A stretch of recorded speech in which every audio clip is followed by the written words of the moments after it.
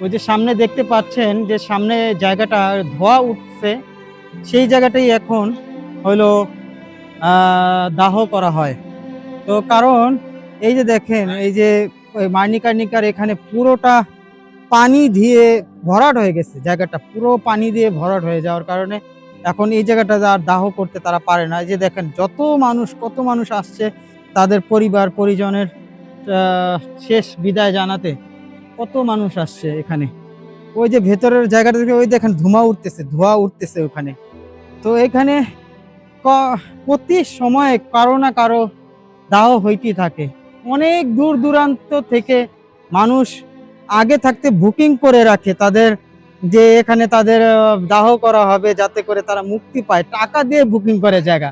তো ভাবেন ব্যাপারটা কতটা মানে আকর্ষণ এবং পপুলার একটা জিনিস এখানে, যে তারা বুকিং করে রাখে যেন তাদের লাশটাকে এখানে দাহ করতে পারে।